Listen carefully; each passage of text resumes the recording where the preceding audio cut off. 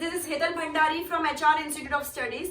Today we are going to continue from question number 5 of exercise 2.2 standard 8 chapter 2. Okay? Linear equation in one variable. Question number 5. Sorry, question number 6. Question number 6. Okay? 5 तक अपन ने कल कर दिया था 6. 3 consecutive integers add up to 51. अब consecutive का मतलब क्या होता है? consecutive numbers मतलब एक के बाद एक आने वाला, जैसे 3, 4, 5, 6, 7, 8. consecutive मतलब क्या होता है? एक के बाद एक आने वाले numbers को क्या बोलते हैं? consecutive. ठीक है. अब 3 consecutive integers को अगर अपन add करते हैं तो उसका आंसर आता है 51. ठीक है. अब let the first consecutive number be, let the first integer be x. अगर मेरा पहला इंटीजर x है तो दूसरा इंटीजर क्या होगा? x plus 1 एंड तीसरा क्या होगा? x plus 2. मतलब अगर मैं बोलूं x 3 है तो x plus 1 क्या होगा? 3 plus 1 4 एंड 3 plus 2 5. तो 3 4 5 हो गया ना. कंसेक्यूटिव नंबर मतलब क्या होता है? एक के बाद एक आने वाले नंबर. 3 नंबर चाहिए तो पहले को अगर मैं x सपोज करूं तो दूसरा क्या होगा? x plus 1, तीसरा क्या होगा? x plus 2. क्लियर है? Therefore second integer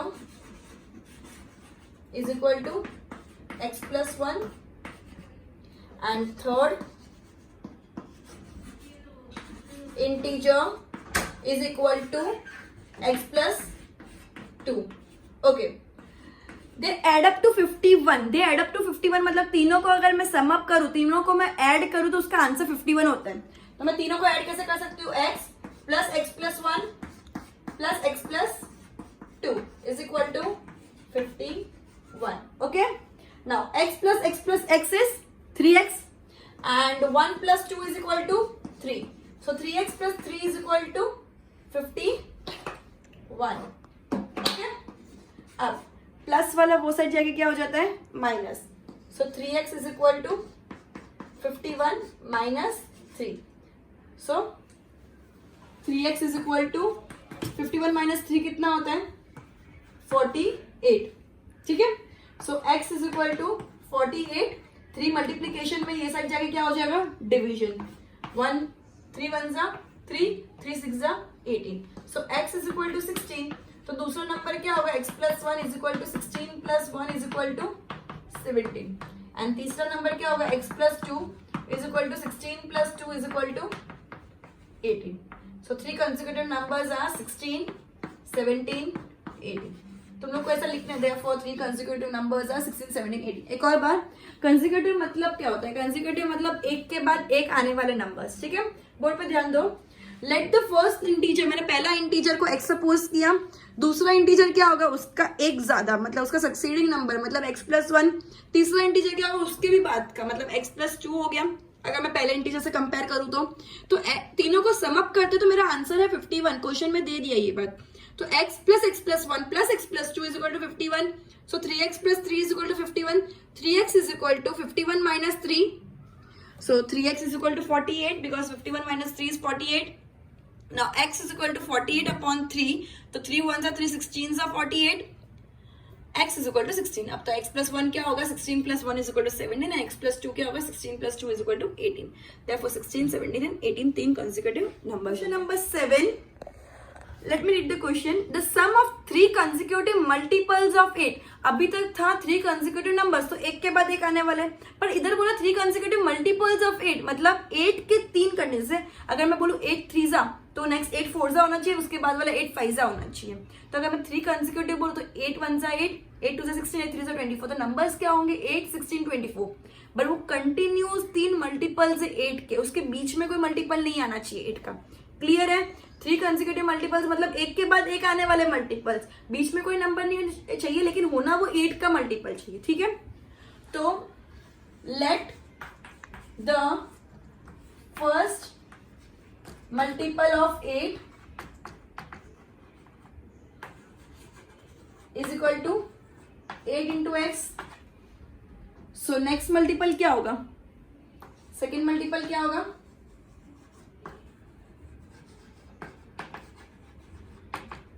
8 x plus 1 ना.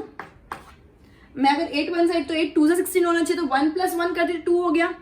समझ आया? तो इसमें x+1 ले लूंगी एंड थर्ड मल्टीपल मेरा क्या होगा,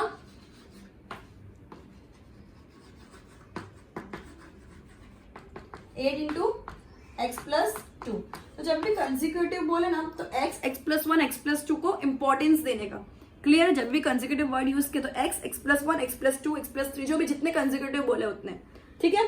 तो थर्ड मल्टीपल मेरा 8 इंटू x+2 हो गया। अब क्या बोला है, तीनों का सम मतलब एडिशन, तीनों का सम 888 है, 888। तो मैं तीनों को अगर ऐड करूं तो 8 into x plus 8 into x+1 and plus 8 into x+2 is equal to 888। Clear है इधर तक? अब 8 इंटू एक्स क्या होता है, 8x। 8 इंटू एक्स क्या होता है, 8x। 8 इंटू 1 क्या होता है, 8। तो प्लस में 8 भी लूंगी, ये दोनों जगह इंटू होता है। क्लियर है? प्लस ये 8 इंटू एक्स क्या हो गया, 8x। 8 2 16, तो प्लस 16। ये ऐसे इंटू करते दोनों जगह पर क्योंकि ब्रैकेट के बाहर है। क्लियर है? तो ये हो गया 888। इधर तक क्लियर है? अब 8x plus 8x plus 8x क्या होता है, 8 3 24, 24x हो गया। 8 प्लस 8 16, 16 प्लस 8 24, 24x। 8 प्लस 16 क्या होता है, 24। तो 24x plus 24 is equal to 888। ठीक है? तो 24x क्या होगा, 888 माइनस 24। अब 888 माइनस 24 क्या होता है, 864। इधर तक क्लियर है? अब मैं 864 को अगर 24 से डिवाइड करूं, पहले इतना देख लो ताकि मैं ऊपर का रब कर सकूं बोर्ड को।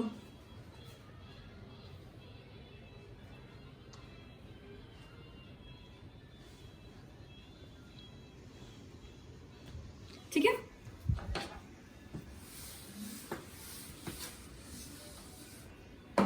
ओके, क्या था मेरा 24x इज इक्वल टू 864 मेरा लास्ट स्टेप था। तो x क्या होगा, मल्टीप्लीकेशन वाला वो साइड जाके डिवीजन में चला जाता है।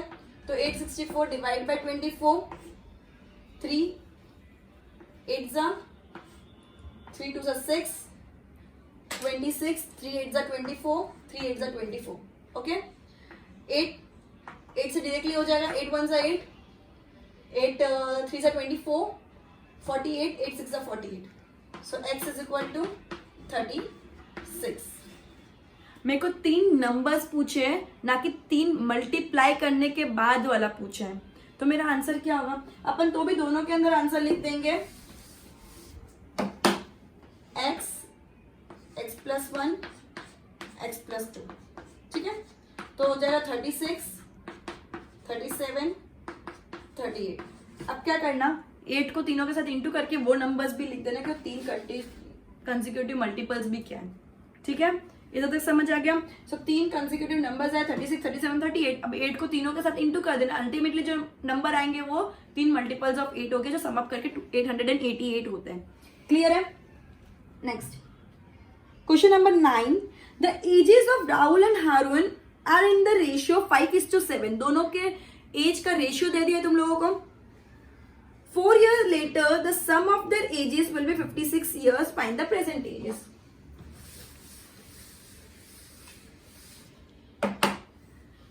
Let the present age be